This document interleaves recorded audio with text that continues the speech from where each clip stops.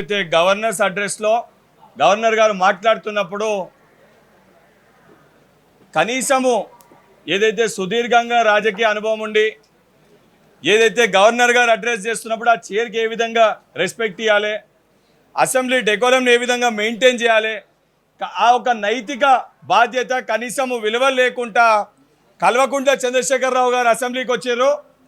కుటుంబ సమేతంగా అందరూ కూడా కలిసి కుటుంబంలో ఎవరికి ఎక్కువ మార్కులు పడాలని చెప్పి బిడ్డ ఒకవైపు, కొడుకు ఒకవైపు, అల్లుడు ఒకవైపు, ఎవరికి వారు మార్కులు వేసుకోవాలని చెప్పి వారు అడ్డం వచ్చినట్టు అడ్డగోలుగా వారు మాట్లాడు, వాళ్ళని చూసి వర్గాలుగా విడిపోయిన బీఆర్ఎస్ పార్టీ ఎమ్మెల్యేలు ఆయన దగ్గర మార్కులు కొట్టేనికి వాళ్ళు విమర్శించుడు, కనీసము ఆలోచన లేకుండా దాన్ని ఆపాల్సిన వ్యక్తి, బాధ్యతతోటి వ్యవహరించాల్సిన వ్యక్తి కల్వకుంట్ల చంద్రశేఖరరావు ఆయన కూడా మౌనంగా ఉండు.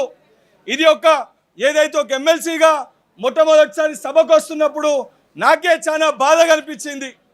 ఈరోజు కనీసము 10 ఏళ్ల మీ పరిపాలనలో తెలంగాణ రాష్ట్రానికి జరిగింది ఏంటంటే కల్వకుంట్ల కుటుంబం అభివృద్ధి చెందింది తప్ప తెలంగాణ ప్రజలు సుఖపడలేదనేది నిలువెత్తు సత్యము. అది మొన్న ఎన్నికల్లో ప్రజలు మీకు ఇచ్చిన తీర్పు దానికి నిదర్శనము. చాలా స్పష్టంగా మా ప్రభుత్వం ఏర్పడినాక తెలంగాణ రాష్ట్రంలో బడుగు బలైన వర్గాల కోసము, విద్యార్థుల కోసము, మహిళల కోసము, ఉద్యమకారుల కోసము ఏ కళతోటి కాంక్షతోటి తెలంగాణ రాష్ట్రాన్ని సోనియా గాంధీ గారు ఏర్పాటు చేసిర్రో ఆ కళల్ని కాంక్షల్ని నెరవేర్చాలని చెప్పి కంకణబద్ధులై మా ముఖ్యమంత్రులు, మా మంత్రులు, మా ఎమ్మెల్యేలు, మా శాసన మండలి సభ్యులు, అధికారులు అందరూ కూడా 24 గంటలు కష్టపడుతూ కృషి చేసి ఇచ్చిన ప్రతి ఒక్క గ్యారంటీని కూడా అమలు చేసుకుంటూ వచ్చినాం. ఏదైతే యువతకి భరోసా కల్పించడానికి టీజీపీఎస్సీ ప్రక్షాళన చేసి, ఏదైతే గత 10 ఏళ్లలో పేపరు లీకులు చేసి 10th క్లాస్ పేపర్కి వెళ్ళి మొదలు పెడితే గ్రూప్ 1 పరీక్ష వరకు లీకులు చేసి కనీసం మాట్లాడకుండా స్పందించకుండా దద్దమ్మ లెక్క వ్యవహరించిన ప్రభుత్వం బీఆర్ఎస్ ప్రభుత్వం, కల్వకుంట్ల చంద్రశేఖరరావు గారు. ఈరోజు వారు బయటికి వచ్చి కాంగ్రెస్ ప్రభుత్వాన్ని విమర్శిస్తారు. ఈరోజు యువకులకి భరోసా కల్పించి 56,000 పైచీలకు ఉద్యోగాలు ఇచ్చినాము. ఇవాళ కూడా 1500 నియామక పత్రాలు ఏదైతే జైలుకి సంబంధించి ఆ విద్యార్థులకి, ఆ యువకులకి భరోసా కల్పించే విధంగా ఇచ్చిన ప్రభుత్వం మా ప్రభుత్వం, మన ప్రజా ప్రభుత్వం. ఈరోజు రైతులకి 21,000 కోట్ల పైచీలకు ఏదైతే రుణమాఫీ చేసి ఏకకాలంలో భారతదేశంలో గతంలో ఎన్నడూ ఏ ప్రభుత్వం చేయని విధంగా చరిత్ర సృష్టించింది మన ప్రజా ప్రభుత్వం. ఈరోజు బీసీ కులగణన చేపట్టి చాలా నిబద్ధతోటి, చిత్తశుద్ధితోటి క్యాస్ట్ సెన్సెస్ని చేసి ఏదైతే లెక్కలతో సహా ఆధారాలు బయటికి తీసుకొని వచ్చి ప్రవేశపెడితే వాళ్ళు చేయలేంది, వాళ్ళు చేయలేకపోయింది మేము చేసినామని చెప్పి తట్టుకోలేక, జీర్ణించుకోలేక బోగస్ అని మాట్లాడుతారు. బోగస్ అని మాట్లాడే ముందు మీరు ఒక శాసన సభ్యులుగా, అపోజిషన్ లీడర్గా ఉన్నప్పుడు మీ పైన బాధ్యత లేదా? ప్రభుత్వం ఏ నిర్ణయం అన్న తీసుకుంటే ఆ నిర్ణయంలో భాగస్వాములై లెక్కలు ఇవ్వాల్సిన బాధ్యత మీ పైన ఉందా లేదా? ముందు కేసీఆర్ గారు దానికి మాట్లాడాలి. నిజంగా కేసీఆర్ గారికి చిత్తశుద్ధి ఉంటే, బీఆర్ఎస్ పార్టీకి చిత్తశుద్ధి ఉంటే ఈ గవర్నర్స్ ప్రసంగంలో కాదు, రేపు జరగబోయే అసెంబ్లీ సెషన్లో 80,000 పుస్తకాలు చదివిన సుదీర్ఘ మేధావి తెలంగాణ రాష్ట్రంలో మీరే ఉన్నారని చెప్పుకుంటారు. మాకు నిజంగా ఈ ప్రజాప్రభుత్వంలో ప్రజల సంక్షేమం కోసము, ప్రజల బాగు కోసము ప్రతిపక్షాలు ఇచ్చిన సలహా సూచనలు కూడా తీసుకోనికి మా ప్రభుత్వం సిద్ధంగా ఉంది. నిజంగా మీకు చిత్తశుద్ధి ఉంటే, మీరు చెప్పే మాటలు వాస్తవం అయితే లెక్కలతోటి, ఆధారాలతోటి తీసుకొచ్చి మీ ప్రతిపక్ష పార్టీ నాయకుడిని కేటీఆర్ గారికి, హరీష్ రావు గారికి, కవిత గారికి చెప్తున్నా, ముందు పోయి ఫార్మ్ హౌస్లో మీ తండ్రి గారితో మాట్లాడి ఆ లెక్కలతోటి వాటిపైన అసెంబ్లీలో చర్చలో పాల్గొని మాట్లాడమని చెప్పండి. ఈరోజు ఏదైతే సంబంధించి ఎస్ఎల్బీసీ ఇష్యూ అనేక విషయాలపైన మీరు మాట్లాడుతారు. అరే యువకులు పేపర్ లీకేజ్ అయి టీజీపీఎస్సీలా యువకులు ఆందోళన చేస్తే, ఆందోళన చెందుతుంటే, ఆత్మహత్యలు చేసుకుంటే ఆ ఆత్మహత్యల్ని కూడా తప్పుడుగా చిత్రీకరించిన ఒక వ్యవస్థ మీ ప్రభుత్వంలో ఉన్నప్పుడు నడిచింది. ఈరోజు చిత్తశుద్ధితోటి సంఘటన జరగగానే మా మంత్రులు, మా ముఖ్యమంత్రులు, మా ఎమ్మెల్యేలు చిత్తశుద్ధితోటి అక్కడికి వెళ్ళి తప్పనిసరిగా అక్కడ చిక్కుకున్న వారిని కాపాడాలని ఒక బాధ్యతతోటి పనిచేసిన ప్రభుత్వం ఈ ప్రజా ప్రభుత్వం రేవంత్ రెడ్డి గారి సర్కార్. ఇవన్నీ కూడా తెలిసి కూడా ఉద్దేశపూర్వకంగా ఒక సంవత్సరం కూడా ప్రతిపక్షంలో కూసోలేక మీరు చేసిన దొంగతనాలు ఎక్కడ బయటపడతాయి, మీ కుటుంబం ఎక్కడ కటకటాల్లోకి వెళ్ళాల్సి వస్తుందని మీ పార్టీలో గెలిచిన ఎమ్మెల్యేలని కూడా ప్రజల సమస్యలపైన మాట్లాడకుండా మీ కుటుంబాన్ని కాపాడుకోనికి వినియోగించుకుంటారని చాలా స్పష్టంగా కనబడుతుంది. నిజంగా కేటీఆర్ గారికి నేను మీడియా ద్వారా సూటిగా ఒక సవాల్ విసదలుచుకున్నా. నిజంగా మీకు చిత్తశుద్ధి ఉంటే మీ 10 ఏళ్ల మీ పరిపాలనలో మీరు ఏం చేసిర్రో మీరు చర్చకి రండి. మా 15 నెలల పరిపాలనలో మా ప్రభుత్వం ఏం చేసిందో మేము చెప్తాం. మీరు ఈరోజు మా హామీలు మా గ్యారంటీల గురించి మాట్లాడుతారు. మీ మేనిఫెస్టోలో ఒక హామీ ఉండే, ఒక గ్యారంటీ ఉండే, దానికి ఎటువంటి డబ్బు అవసరం లేకుండే, దానికి రూపాయి ఖర్చు లేకుంటే ఇచ్చే హామీ ఒకటి ఉండే. అది దళితుని ముఖ్యమంత్రి చేస్తా అని చెప్పి మీరు మాట్లాడారు. మీరు ఎందుకు చేయలేకపోయినరు? చేయకపోతే తల నరుక్కుంటాను నువ్వు మాట్లాడినావు. ముందు వాస్తవానికి తెలంగాణ రాష్ట్రంలో ఉన్న దళిత సోదరులకి దానిపైన సమాధానం చెప్పి దాని తర్వాత మీ తండ్రి గారు కానీ నువ్వు మాట్లాడాలని చెప్పి కేటీఆర్ గారికి సూచిస్తున్నా.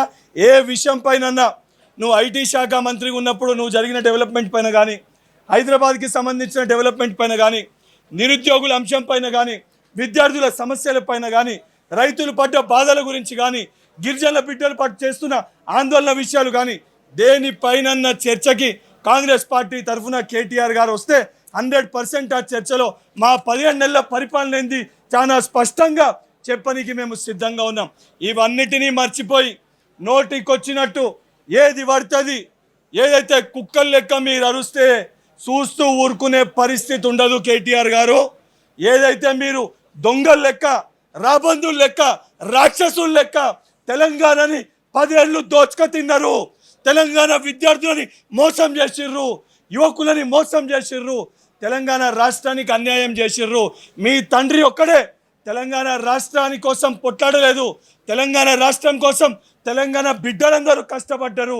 ఆ బిడ్డలందరినీ గోస ఉచ్చుకున్న ఒక ఘనత మీ ప్రభుత్వాన్ని, మీ కుటుంబాన్ని. ఇప్పటికన్నా నోరు దగ్గర పెట్టుకొని ఈ దద్దమ్మలు మాట్లాడాలని చెప్పని ఆ కుటుంబాన్ని బీఆర్ఎస్ పార్టీ నాయకులని హెచ్చరిస్తున్నా.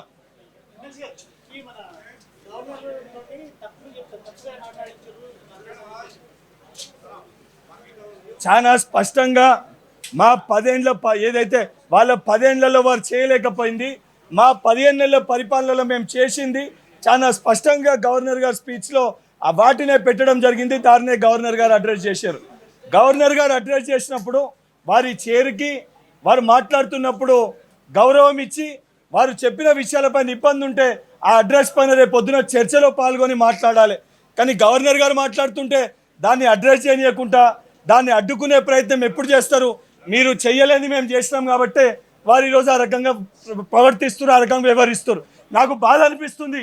ఈరోజు ఏదైతే ఎమ్మెల్సీగా ఒక యువకునిగా అసెంబ్లీకి వచ్చినప్పుడు గవర్నర్ గారి చేరికి వారి యొక్క ప్రసంగానికి గౌరవం ఇవ్వాలి, రెస్పెక్ట్ ఇవ్వాలని చెప్పి కనీసం ఆ అసెంబ్లీ డెకోరంని మెయింటైన్ చేయాల్సిన ఒక బాధ్యత ఉంటుంది.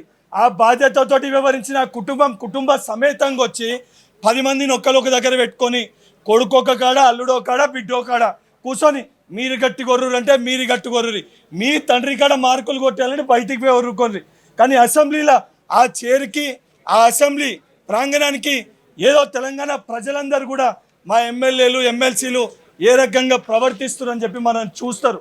సో ఆ ప్రజలకి జవాబుదారీతనంగా ఉండే విధంగా వివరించాలని చెప్పి చిన్నవాడినైనా కూడా ఆ నైతిక విలువలు, బాధ్యతలు నా పార్టీ నాకు నేర్పింది కాబట్టి ఆ విధానంతో వాళ్ళకు కూడా మీ ద్వారా సలహా సూచనలు ఇవ్వదలుచుకున్నా.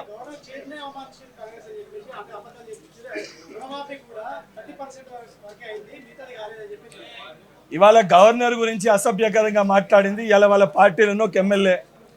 గవర్నర్ గారు ఎమ్మెల్సీ వారికి కేటాయించకపోతే ఏ రకంగా మాట్లాడిండే ఎమ్మెల్యే మీరందరూ కూడా చూసారు.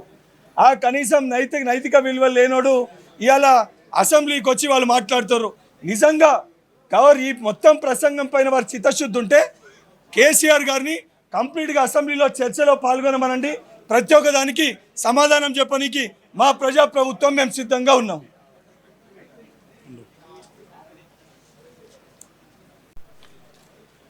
బీఆర్ఎస్ పార్టీ ఈరోజు రన్నింగ్ కామెంటరీ తోటి శాసనసభలో ప్రవర్తించిన తీరు చూస్తే తెలంగాణ ప్రజలందరూ కూడా అసహించుకునే విధంగా గవర్నర్ గారంటే గౌరవం లేదు, స్పీకర్ గారు చేరంటే లెక్కనే లేదు.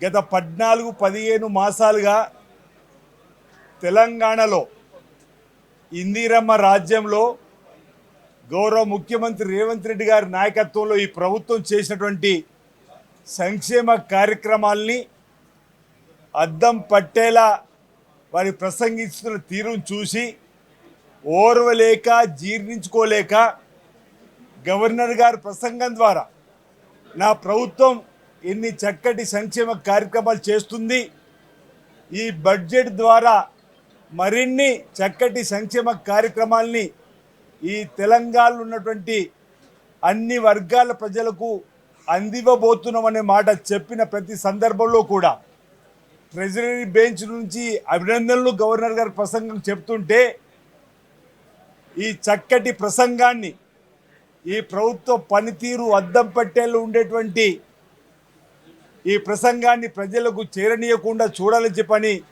కుట్ర పన్నినటువంటి కల్వకుంట్ల ఫ్యామిలీ ఆడింది ఆట పాడింది పాటలాగా వారి కనుసైగలతోటి ఇష్టానురీతంగా వారు మాట్లాడిన మాటలు ఇంతకుముందే మా ఎమ్మెల్సీ చెప్పిన విధంగా ఓవైపు బండ బూతులు కూడా ఈరోజు కూడా మాట్లాడే విధంగా వారు మాట్లాడినటువంటి తీరు చూస్తే తెలంగాణ సమాజం అసహించుకోవడం ఖాయమన్నమాట ఈ సందర్భంగా చెప్తూ ఈరోజు రైతుకు రుణమాఫీ చేసినామన్నప్పుడు హర్షించవలసింది పోయి గత ప్రభుత్వంలో 10 సంవత్సరాల్లో మీరు చేయని పని 2014 నుంచి 18 వరకు ₹1,00,000 రుణమాఫీ అని పావలా ఇచ్చిన తీరు మీదైతే 2018లో అధికారానికి వచ్చినాక రైతు రుణమాఫీ అని కేవలం 11,000 కోట్లు విడుదల చేస్తే అందులో 8,000 కోట్లు వడ్డీకే పోయిన సందర్భంలో అసలు 4,000 కోట్లు ఇచ్చి రైతు వ్యతిరేకంగా ఉన్నటువంటి మీరు ఈరోజు మేము ఈ గవర్నర్ ప్రసంగంలో 25,50,000 మందికి 21,000 కోట్లు రుణమాఫీ చేసినామని చెప్పినప్పుడు కూడా ఏలనగా మాట్లాడే మాటలు సహితం కాదన్నమాట సందర్భంగా చెప్తూ ఈ రాష్ట్రంలో ప్రజల అభ్యున్నతి కోసం పాటుపడేటువంటి గవర్నర్ గారి ప్రసంగం ఈ ప్రభుత్వ పనితీరును ఈరోజు విమర్శించేటువంటి సందర్భాన్ని మీ తీవ్రంగా తప్పడుతూ ఇక్కడేదో కేటీఆర్ గారు కళ్ళబొల్లి కబుర్లు చెప్తూ రైతులపైన యువతపైన నిరుద్యోగులపైన కపట ప్రేమను చూపిస్తూ కపట ప్రేమను ఒలకబోస్తూ మొసళ్ళు కన్నీరు కారుస్తూ బీఆర్ఎస్ పార్టీ నాయకులు చేసినటువంటి వారి ప్రసంగాన్ని తీవ్రంగా మేము తప్పుపడతా ఉన్నాం. 60 పని దినాలైందని వచ్చిండ్రా గత బడ్జెట్ సమావేశంలో చుక్క తెగి రాలినట్టు వచ్చి పోయినట్టుగానే ప్రస్తుత ప్రతిపక్ష నేత తీరు ఉంటుందో చూడాలి. ఈ రోజు కాదు రోజు రావాలి, మీ సూచనలు సలహాలు ఇవ్వాలని చెప్పని మేము ఇప్పటికీ అనేక మాటలు చెప్పినాం. రేపటి నుండి కూడా ప్రతిపక్ష నేత వచ్చి సూచనలు సలహాలు ఇవ్వాల్సినటువంటి సందర్భాన్ని ఈ సందర్భం గుర్తు చేస్తూ ఈరోజు వచ్చి కూర్చుపోవడం కాదు రోజు రావాలని చెప్పని మాట. ఈరోజు రన్నింగ్ కామెంటరీ వాళ్ళు చేయడమే కాదు మాకు కూడా రన్నింగ్ కామెంటరీ చేయడం వచ్చు. కల్వకుంట్ల కమిషన్ కాకతీయ అని ఈరోజు లిక్కర్కు సంబంధించిన రాణిగా లిక్కర్ రాణి అని కూడా మేము అనడానికి సభ్య సమాజం మాకు బాగుండదని చెప్పని మేము అంటున్న తప్ప మా దగ్గర కూడా ఉన్నాయి. ఈరోజు ఈ ఎన్నికల్లో మీరు ఓటు అయిపోతే మీ ఆత్మహత్య చేసుకుంటామని చెప్పడమే కాదు మైనర్ పిల్లలతో మా నాన్న చనిపోతే మా నాన్నను మీరు గెలిపించకపోతే మా కుటుంబం యావత్ చనిపోతామని చెప్పని ఈరోజు మీరు మా మీద మాట్లాడు ఆనాడు ఆ నలుగురే ఆ 10 సంవత్సరాలు ఆనాడు ఆ నలుగురే ఆ ప్రభుత్వంలో ఇప్పుడు సభలో ఆ నలుగురే ఈరోజు దృష్టి యంత్రాంగంలాగా ఈరోజు గవర్నర్ గారి ప్రసంగాన్ని అడ్డుకునేటువంటి ప్రయత్నం చేయడం, ఈరోజు రన్నింగ్ కామెంటరీ చేయడం, బూతు పదాలు కూడా కొన్ని సందర్భాల్లో వాడడం అనేది సహేతుకం కానే కాదు. ఈ రోజు నుంచి మేము చెప్తున్నాం, మేము కూడా ట్రెజరీ బెంచ్ వైపు ఉన్నప్పటికీ కూడా ఒకవేళ మీరు సహేతుకమైనటువంటి సూచనలు సలహాలు ఇచ్చి తెలంగాణ ప్రజల అభివృద్ధి కోసం పాటుపడేటువంటి ఇస్తే పర్వాలేదు, లేదు మీరు చేసే విమర్శలు సద్విమర్శలుగా పార్లమెంటు భాషకు అనుగుణంగా ఉండే విధంగా ఉంటే పర్వాలేదు. కానీ ఒకవేళ మీరు కూడా అనేటువంటి మాటలకు తిప్పికొట్టడానికి కోసం మేము కూడా సిద్ధంగా ఉంటామని మాటకు మాట అనడానికి కూడా మేము ఈ రోజు నుంచి కూడా సంసిద్ధులు అవుతామని చెప్పినటువంటి సందర్భంగా నేను తెలియజేస్తూ ఈనాటి గవర్నర్ గారి ప్రసంగాన్ని అడ్డుకోవడాన్ని మేము ఈ సందర్భంగా తీవ్రంగా తప్పుపడతా ఉన్నాం. ప్రజలు కేసీఆర్ గారికి సమవుజ్జి రేవంత్ రెడ్డి గారనే కాంగ్రెస్ పార్టీని ఇందిరమ్మ రాజ్యం తీసుకొని వచ్చిండ్రు. ఈరోజు ముఖ్యమంత్రి గారు కూర్చున్న సీట్లో ఉన్నటువంటి రేవంత్ రెడ్డి గారు సమవుజ్జి అని ప్రజలు భావించారు కదా. ఈరోజు మీరు అంటే ముఖ్యమంత్రి గారు అవమానిస్తే తెలంగాణ ప్రజలు అవమానించి ఎందుకు భావిస్తారు చెప్పి అంటున్నా. అసలు కేటీఆర్ ఎవరికి సమవుజ్జి అంటున్నా. ఈరోజు నేను అనుకుంటున్నా, మీరు అంటున్న దాన్ని బట్టి చూస్తే భాయ్ సాబ్, కేసీఆర్ రాకపోతే ప్రతినిత్యం మొదటి పేజీలో నేను ఉండొచ్చని నేను అనుకుంటున్నేమో. ఇది కూడా ఒక కుట్రనేమో. కేసీఆర్ రాకుంటుంటే అది అది అది వాళ్ళ కుటుంబ పంచాయతీ కావచ్చు. కేసీఆర్ రాకుండా ఉండాలి రోజు, ప్రతిరోజు నేనే ప్రతినిత్యం మొదటి పేజీలో హెడ్లైన్స్ కనిపించే పైన కోరుకుంటుండేమో. అది వాళ్ళ కుటుంబం అయితే మాకు సంబంధం లేదు. అందుకే అంటున్నాం, ఆ నలుగురు ఆ 10 ఏళ్ళు ఇప్పుడు ఆ నలుగురు అని చెప్పి అంటున్నాం. ప్రసంగాన్ని కూడా అవహేళన చేసే విధంగా ఇవాళ బీఆర్ఎస్ పార్టీ మరి వాళ్ళ ప్రతిపక్ష నాయకుడు వచ్చినా కానీ సభలో హేళన చేసే విధంగా ఇవాళ వాళ్ళ తీరు చూస్తుంటే తెలంగాణ ప్రజలు గమనిస్తున్నారు. గవర్నర్ ప్రసంగం రాష్ట్ర అభివృద్ధి మీద, రాష్ట్రంలో జరుగుతున్నటువంటి సంక్షేమాల మీద, ఈ సంవత్సరంలో గౌరవ ముఖ్యమంత్రి తీసుకున్న నిర్ణయాల మీద ఈ తెలంగాణ అభివృద్ధి వైపు ముందుకు తీసుకుపోతుంటే ఈ తెలంగాణలో విప్లవాత్మకమైనటువంటి మార్పులు తీసుకొచ్చి గత 30 సంవత్సరాలుగా ఏబీసీ వర్గీకరణ కావచ్చు, గత 95 సంవత్సరాలుగా బీసీల కులగణన విషయంలో కావచ్చు, కులగణన విషయంలో చట్టబద్ధత చేయాలని చెప్పి ఒక మంచి నిర్ణయం తీసుకొని సుమారు 1,03,000 మందితోటి 50 రోజులు కులగణన చేస్తే మరి ఈ కులగణనలో పాల్గొని దుర్మార్గులు కల్వకుంట్ల కుటుంబం ఇవాళ కులగణన గురించి మాట్లాడుతుంటే నిజంగా కూడా అదనిపిస్తుంది. మరి మీరు మతుండి మాట్లాడుతున్నారా? భారతదేశానికే తెలంగాణ రోడ్ మోడల్గా మా గౌరవ ముఖ్యమంత్రి రేవంత్ రెడ్డి గారి నాయకత్వాన కులగణన చేపట్టి ఇలా బీసీలకు ఒక వరంగా ఏదైతే కామారెడ్డి డిక్లేరేషన్ చెప్పినటువంటి 42% రిజర్వేషన్ అమలు చేయడానికి దాన్ని చట్టబద్ధత చేసి, అదేవిధంగా 30 సంవత్సరాల పోరాటం ఏబీసీ వర్గీకరణ కూడా చట్టబద్ధత చేసి ఇలా ఎన్నో సంక్షేమ పథకాలు అందిస్తున్నటువంటి కాంగ్రెస్ ప్రభుత్వాన్ని అబాసుపాలు చేయడానికి ఇలా భారతదేశంలో ఏ రాష్ట్ర ముఖ్యమంత్రి కూడా అంత పెద్ద సాహసోపేతం మేము తీసుకోలే. మా ప్రియతమ నాయకుడు రాహుల్ గాంధీ గారు వరంగల్ డిక్లరేషన్లో, రైతు డిక్లరేషన్లో రైతుల రుణముక్తి ఇవ్వాలి, తెలంగాణలో ఏ రైతు అప్పుల పాలు కావద్దని చెప్తే 2 లక్షల రుణమాఫీ చేసిన ఘనత గౌరవ ముఖ్యమంత్రి రేవంత్ రెడ్డి గారిది. ఇలా 25 లక్షల మందికి 21,000 కోట్లతోటి రుణమాఫీ చేస్తే గత 10 ఏళ్లలో మీరు ₹1,00,000 రుణమాఫీ చేయని వాళ్ళు రుణమాఫీ మీద మాట్లాడే నైతిక విలువలు మీకు లేవని చెప్పి ఇక్కడ తెలియజేస్తున్నాం. అదేవిధంగా రైతు భరోసాతో పాటు రైతులకు అన్ని విధాల ఇన్పుట్ సబ్సిడీతో పాటు పరికరాలతో పాటు మేము రైతులకు పెద్దపీట వేసి ఒక్క సంవత్సరంలోనే 54,000 కోట్లు అందించిన ఘనత ఇది రైతుల ప్రభుత్వం. మీరు ఇప్పుడు రైతుల మీద మొసరి కన్నీరు గారుస్తున్నారు. గతంలో మీరు కాళేశ్వరం పే మీద కమిషన్లు దండుకొని ఈ ప్రభుత్వాన్ని అబాసుపాలు చేయడం కోసం అప్పుల పాలు చేసినటువంటి తెలంగాణను, మీరు చేసిన అప్పులు, మీరు చేసిన తప్పులను ఒక్కొక్కటిగా సరిదిద్దుకుంటూ ఇలా మా గౌరవ ముఖ్యమంత్రి మంత్రులు తెలంగాణలో రైతులకు పెద్దపీట వేసినాం. ఇలా తెలంగాణలో మహిళలకు ఆత్మ గౌరవం పెంచడం కోసం ఉచిత రవాణా సౌకర్యం కల్పించినాం. అదేవిధంగా మహిళలకు అన్ని విధాల కోటీశ్వరం చేయడానికి మహిళలకు ఎన్నో సంక్షేమ పథకాలు తీసుకొచ్చినాం. ఇలా ప్రతి ఇంటికి 200 యూనిట్ల ఉచిత విద్యుత్ ఇస్తున్నాం, ప్రతి ఇంటికి 500కే గ్యాస్ ఇస్తున్నాం. ఇలా ఇవన్నీ మీ కళ్ళకు కానొస్తలేవా? మీరు 10 ఏళ్లలో చేయనటువంటి పని మా గౌరవ ముఖ్యమంత్రి రేవంత్ రెడ్డి గారు 10 నెలలు చేస్తే మీకెందుకు కడుపుమంట? ఈ ప్రభుత్వానికి మీరు సూచనలు సలహాలు ఇవ్వాల్సిందిగా పోయి మీరు దుష్ప్రచారం మీ పింక్ మీడియా, మీ సోషల్ మీడియా ద్వారా చేస్తున్నారు. ఇలా ఒకే సంవత్సరంలో 55,000 ఉద్యోగాలు ఇచ్చిన చరిత్ర కాంగ్రెస్ పార్టీది. గతంలో మీరు ఇచ్చినటువంటి హామీలను తుంగలో దొక్కి ఇంటికో ఉద్యోగం అన్నారు, కనీసం ఊరికో ఉద్యోగం కూడా ఇవ్వనటువంటి మీరు మా మీద మాట్లాడే నైతిక విలువలు లేవని చెప్పి మళ్ళొకసారి చేస్తున్నాం. ఇలా గౌరవ ముఖ్యమంత్రి గారు తెలంగాణ కోసం అహర్నిశలు కష్టపడి మీరు చేస్తున్నటువంటి అప్పులు, మీరు చేస్తున్న తప్పులను ఒక్కొక్కటిగా సరిదిద్దు చేసుకుంటూ ప్రజాపాలన నిర్వహించి ఇలా బడుగు బలైన వర్గాలకు పెద్దపీట వేస్తుంటే దాన్ని చూసి ఓర్వలేక మీ పింక్ మీడియా ద్వారా దుష్ప్రచారం చేస్తున్నారు. ఇలా రాష్ట్రంలో భారతదేశంలో అత్యధికంగా పంట పండించినటువంటి రాష్ట్రం ఇలా తెలంగాణ రాష్ట్రం. మీరు కట్టినటువంటి కాళేశ్వరం నుంచి నీళ్లు రాకుండా ఇలా మేము కట్టినటువంటి గతంలో కట్టినటువంటి ప్రాజెక్టుల వల్ల ఇలా రాష్ట్రంలో అత్యధికంగా ధాన్యం పండించి భారతదేశంలోనే వరి ఎక్కువ పండించిన రాష్ట్రం ఇలా తెలంగాణ రాష్ట్రం. మరి మీ కళ్ళకు కానొస్తలేదా?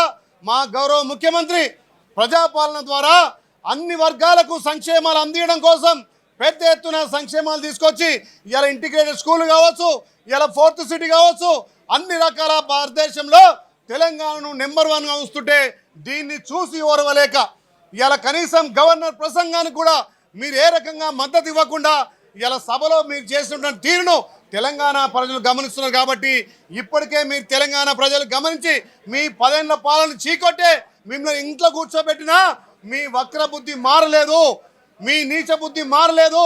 ఇకనైనా రేపు జరిగే అసెంబ్లీ సమావేశాలకు తప్పకుండా ప్రతిపక్ష నాయకుడు హాజరై ఈ ప్రభుత్వానికి సలహాలు సూచనలు ఇవ్వాల్సిందిగా, ప్రతిపక్ష పాత్ర పోషించాల్సిందిగా మేము మీకు విజ్ఞపిస్తున్నాం. మాజీ ముఖ్యమంత్రి గారు కేసీఆర్ గారు సభకు రావాల్సిందిగా మేము ఈ మీడియా ద్వారా తెలియజేస్తున్నాం. మా ప్రభుత్వానికి సూచనలు సలహాలు ఇవ్వండి. ఈ తెలంగాణలో ప్రజాపాలన ఇంకా ఆదర్శంగా జరగడానికి, ఇంకా సంక్షేమాలు అందించడానికి మీ తగు సూచనలు ఇవ్వాలి. కానీ ఇవాళ ప్రజాప్రభుత్వాన్ని బదనాం చేయడం కోసం మీ పింక్ మీడియా, మీ సోషల్ మీడియా ద్వారా ఇవాళ ఎక్కడో పంటలు ఎండుతున్నాయని ముసరి కన్నీరు గారుస్తున్నారు. మరి మీ గాయంలో ఎంతమంది రైతులు చనిపోయారు, ఎంతమంది రైతులు ఉరితాలు వేసుకున్నారు, కనీసం రైతుకు రుణమాఫీ అని మీరు ఇవాళ రైతుల గురించి మాట్లాడుతున్నారు. రైతు ప్రభుత్వం అంటే కాంగ్రెస్ పార్టీ, రైతు సంక్షేమం అంటే కాంగ్రెస్ పార్టీ. ఇవాళ నిరుద్యోగులను ఉద్యోగాలు చేస్తుంది కాంగ్రెస్ పార్టీ. ఇవాళ సంక్షేమం ఒకవైపు, అభివృద్ధి ఒకవైపు చేస్తుంటే జీర్ణించుకోలేక కాంగ్రెస్ పార్టీ మీద దుష్ప్రచారం చేస్తున్నారు. తెలంగాణ ప్రజలు గమనిస్తున్నారు. తెలంగాణలో రేపు జరిగే స్థానిక సంస్థల్లో తప్పకుండా మీకు బుద్ధి చెప్తారు. స్థానిక సంస్థల్లో మీకు బుద్ధి చెప్పడమే కాకుండా మొన్న జరిగినటువంటి ఎమ్మెల్సీ ఎలక్షన్లో బీజేపీకి మద్దతుగా కనీసం మీ బీఆర్ఎస్ నాయకుడు నిలబెట్టుకోలే. అంటే మీ చీకటి ఒప్పందాలు బీజేపీ బీఆర్ఎస్ ఒకటే అని చెప్పి మొన్న మీ ఎమ్మెల్సీ ఎలక్షన్లో తేలిపోయింది. అంటే తెలంగాణలో మీకెక్కడ ముఖం చెల్లక కనీసం ఎమ్మెల్సీలు కూడా నిలబెట్టలేని పరిస్థితిలో ఇవాళ బీఆర్ఎస్ పార్టీ ఉందంటే మీరు తెలంగాణలో మీ పాత్ర ఏందో మీరు అర్థం చేసుకొని రేపు జరిగే అసెంబ్లీ సమావేశాలకు మీరు హాజరై ప్రభుత్వానికి సూచనలు సలహాలు ఇచ్చి ఈ ప్రజాపాలనకు సహకరించాల్సిందిగా మీడియా మిత్రుల ద్వారా తెలియజేస్తున్నాం.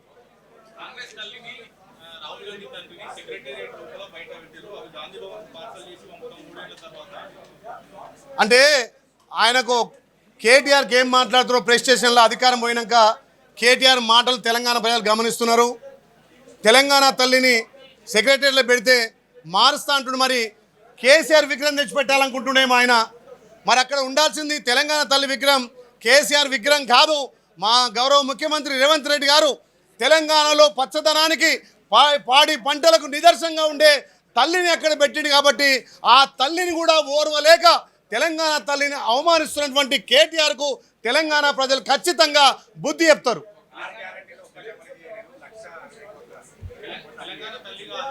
6 గ్యారెంటీలు ఒకసారి గ్రామాలలో పోయి చూసుకోవాలి.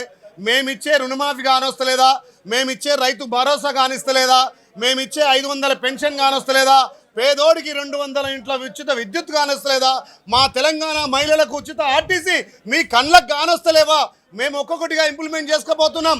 మీరు చేసినటువంటి తప్పులకు, మీరు చేసినటువంటి అప్పులకు మేము కడుపు కట్టుకొని మేము ఇచ్చినటువంటి 6 గ్యారెంటీలతో పాటు గతంలో మీరు ఇచ్చినటువంటి స్కీమ్లను కళ్యాణ లక్ష్మి కావచ్చు, షాది ముబారక్ కావచ్చు, రైతు భరోసా, రైతు బీమా కావచ్చు, ఇవన్నీ కూడా మేము ఇంప్లిమెంట్ చేస్తున్నాం.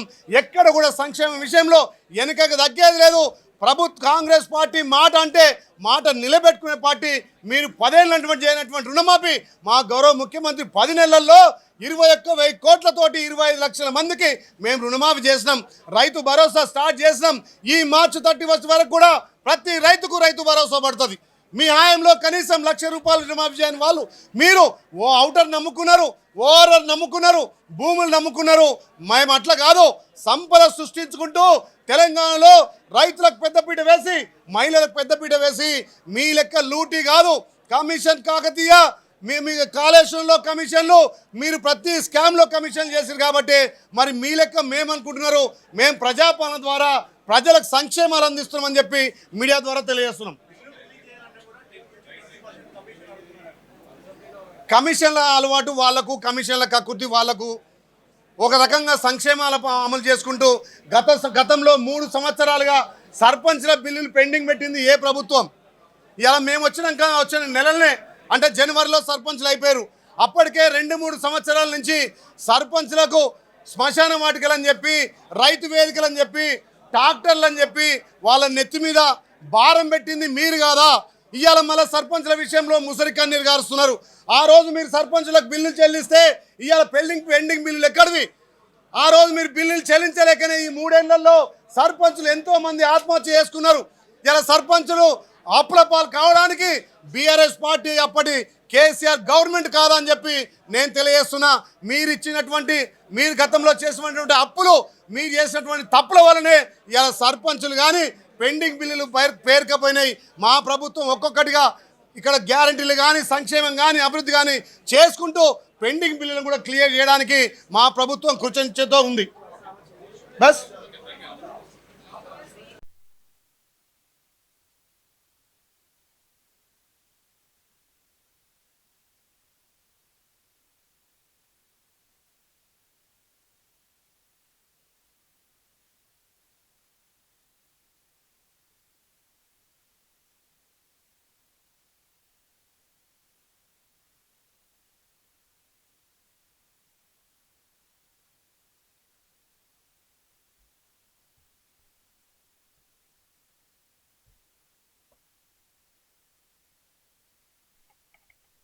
ఏంటిదే అంటే దానికి జవాబు ఉండదు. 6 ముక్కలు చేసి 20 ఏళ్ళు వెనుక పంపించే విధంగా చేసింది తప్ప అభివృద్ధి మీద చర్చకు రాండి అంటే ముఖాలు ఉండయి. కానీ ఎంతసేపు పొద్దుగా లేస్తే అబద్ధాలు ఆడటం, పొద్దుగా లేస్తే మాయ మాటలతోటి 2 యూట్యూబ్ ఛానళ్ళు పెట్టుకొని వాటితోటి దుష్ప్రచారం చేయటం తప్ప చర్చకు రమ్మంటే రాని వీళ్ళు ఇవాళ అసెంబ్లీకి వస్తే ఏదో చేస్తామని మాట్లాడటం. అసలు మీరు ఇవాళ చూడండి 420 అని ఇదా మాట్లాడటం. అసలు మీరు చేసిన దానికి మీరు ప్రజలు మిమ్మల్ని క్షమిస్తారని మీరు అనుకుంటున్నారేమో, కానీ ఊర్లలోకి పోతే ప్రజలు మీ పరిస్థితి ఏంది, గతంలో చేసిన మీ కారణం వల్లనే ఇవాళ ఈ దుస్థితి వచ్చింది అనేది ఇంకా ప్రజలే మర్చిపోలే. ఇవాళ వరంగల్ని అస్తవ్యస్తం చేసిన ఇది మీరు కాదా అనేది నేను అడుగుతున్నాను. అసలు గుడి లింగాన్ని మింగింది మీరు. ఇవాళ రాష్ట్రంలో ఈ పరిస్థితి రావడానికి కారణం మీరు. దాన్ని వదిలిపెట్టి ఎంతసేపు ఎదుటి వాళ్ళు విమర్శలు తప్ప సలహాలు, సూచనలు అనేది మీ జీవితంలో ఎన్నడన్నా ఉన్నదా? ఏ రోజు కూడా ఒకరు బీజేపీకి సపోర్టర్ అంటాడు, ఒకరు వస్తారు. అసలు మీకు మీ ఓట్ బ్యాంక్ ఎక్కడికి పోయింది? నిన్న మొన్న చూడలేదా? మొన్న పార్లమెంట్ ఎలక్షన్లో మీ ఓట్ బ్యాంక్ ఎట్టిపోయింది? డిపాజిట్ రాలేదు. తెలంగాణలో మీ దుకాణం బంద్ అయింది. మీరు తాళాలు వేసుకోవాల్సిన కర్మ మీకు వచ్చిందని చెప్తున్నాం. ఇవాళ అయినా మార్పు లేదు. ఎట్లాగూ మేము రాము కాబట్టి కాంగ్రెస్కు రానియొద్దని చెప్పి మీ ఓటింగ్ శాతాన్ని బీజేపీకి మార్చింది వాస్తవాలు కాదా? గతంలో 8 ఏళ్ళు హరీష్ రావు గారిని పక్కకు పెట్టిన గుర్తు లేదా వారికి? బీజేపీకి వెళ్ళిపోతాడు, బీజేపీకి సపోర్టర్ అని చెప్పి మీ మావ మీ బావనే నమ్మలేవరు నిన్ను. అలాంటిది ఇవాళ మమ్మల్ని మా వాళ్ళని పట్టుకొని ఇది ఏది బీజేపీ అంటున్నావు. ఏ లెక్క ప్రకారం అంటున్నావు అనేది ప్రజలు గమనిస్తలేరా? 10 ఏళ్ళు కలిసి సంసారం చేశారు కదా. ఏ ఒక్కటైనా సెంట్రల్ గవర్నమెంట్ ఇచ్చి విభజన చట్టంలో పొందుపరిచినటువంటి ఏ ఒక్కటైనా పట్టుకొచ్చిన దాఖలున్నదా? ఆ ముఖం ఉన్నదా మీకు? మేము ఇవాళ రాష్ట్రంలో ఉన్నా కానీ ఎయిర్పోర్ట్ కానివ్వండి, ఇంకా వివిధ అంశాల మీద పర్మిషన్లు తీసుకొచ్చి మేము ముందుకు పోయి రాబోయే బడ్జెట్ లోపల కూడా వీటన్నిటికీ డబ్బులు పెడుతున్నాం. మేము మీకు ఎన్నడూ చూసిన దాఖలు లేదు. 50 సార్లు వచ్చి 50 సార్లు 50 మాటలు చెప్పిపోయినావు తప్ప ఆ శంకుస్థాపనలు మిగిలిపోయినాయి తప్ప నువ్వు ఏ రోజైనా చేసి తట్టెడు మట్టి పోసినావా? నువ్వు అవన్నీ వదిలిపెట్టి మళ్ళా దుష్ప్రచారాలు చేయటానికి మళ్ళా బయటికి వచ్చి తెలంగాణ ఉద్యమాన్ని అడ్డం పెట్టుకొని ఓడో ప్రాంతీయ తత్వాలు రెచ్చగొడతాడు, ఓడో కుల మతాలను రెచ్చగొడతాడు. ఇదే మీ దుకాణం తప్ప అభివృద్ధి మీద చర్చకు రాండి మీకు దమ్ము ధైర్యం ఉంటే. అది లేదు మీకు. థ్యాంక్ యూ అన్న.